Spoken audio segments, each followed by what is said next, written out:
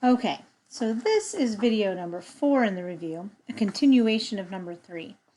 I just in the last video showed you guys how you could find out the Lewis dot structure from literally any element on the periodic table based on its electron configuration or just from the column that it's in. So again, strontium is in the second column. Well, we know that the second column, all elements in that column have 2 valence electrons, so you would just do 2 dots. How is it specifically? It's the last S's and P orbitals in an electron configuration. Notice I said S, then P. So if we go through the entire equation, or electron configuration, to the very last S and P, notice it's P and S, not S and P. So you stop at the S and you're done. So you would have 2 dots. So for example, if we were to go on one more electron, instead of stopping at strontium, we went on to Y, which is yttrium.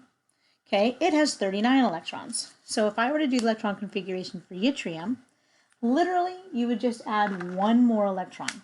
And remember, it's a 5s. After 5s, then comes 4d. So you would write 4d, and then that would be one more electron, because instead of it being 38, now we would be going Y, which is equal to 39, okay, number 39. So we would do yttrium, and then it says 5s2, 4d1. Well, guess what? A d1 is not an s or a p orbital, so because of that, you only focus on the 2 on the S, and you would still only have 2 dots on yttrium as its valence electron Lewis dot structure.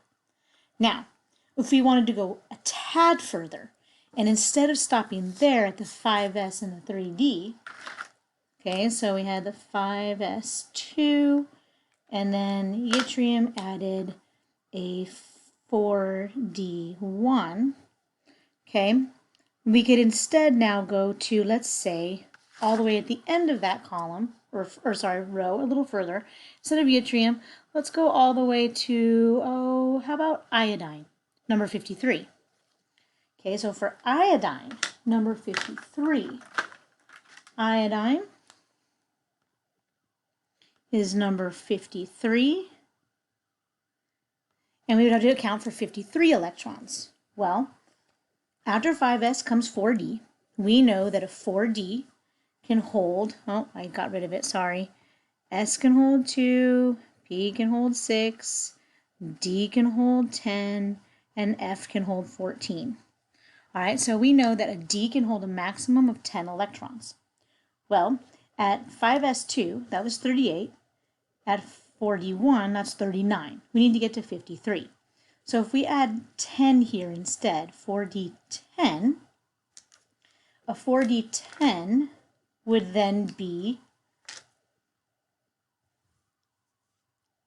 48. Okay, so that would be 48 electrons. So 53 minus 48 would give you 5 extra electrons that we need to account for. After 4d comes 5p. So we would write 5p, let's try a 5 instead of a 1. 5p, and we said we needed 5 more electrons. So 5p, 5. Now, to write the Lewis dot structure for iodine, there is an easier way, of course. There's always an easier way to everything. But there's I, and we're going to focus on the electrons in the outermost shells. Well, those outermost shells, again, are your S's and your P's, not your D's. Ignore D. It's S and P. So I have 2 there, I have 5 there. Always in the order of S and P, which means that I have 2 plus 5. So 2 plus 5 equals 7 valence electrons. So I have to account for 7. 1, 2, 3, 4, 5, 6, and 7. There are your 7 valence electrons. That's your Lewis dot structure for iodine. Now, what's the easier way? Oh, it's so amazing. Column 17, iodine's in 17. It has 7 valence electrons. Cover the 1, 7 valence electrons. 1, 2, 3, 4, 5, 6, 7. Why?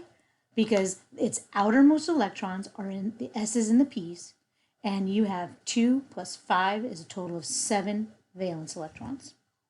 If you had a drawing of it, you would also see that as well for the Bohr model. Okay, let's try one more on the periodic table without looking at anything. Let's not write anything, let's not do anything, let's just do it. So let's say we wanted to do, oh, I don't know, how about SB?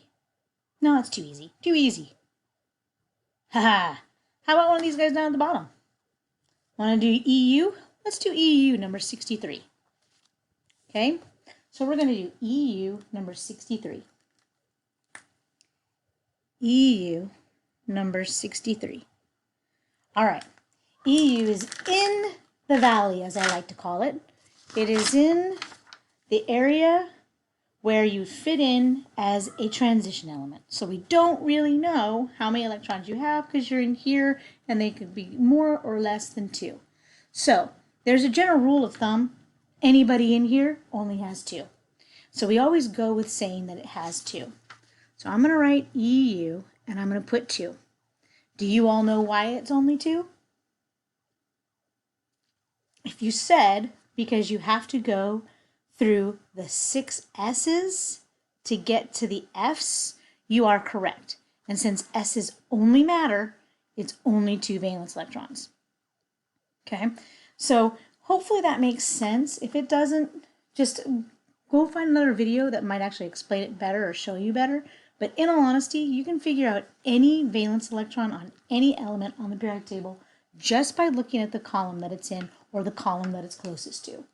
So for example, if I wanted to do potassium, it's going to have 1 dot. If I wanted to do sulfur, it's going to have 6 dots. If I wanted to do Rn, it's going to have 8 dots. If I wanted to do OS, it's going to have 2 dots because it's in here. It's not charged. There are no oxidation numbers, indicating that the only last ones that you had to go through were your s orbitals. Okay. Same thing with down here if you went to uranium, number 92. Uranium fits into here. Because it fits into here, you had to go through 2 s's, so it's 2. All right, so all you would literally do is pick whatever element you want. Tin, number 50.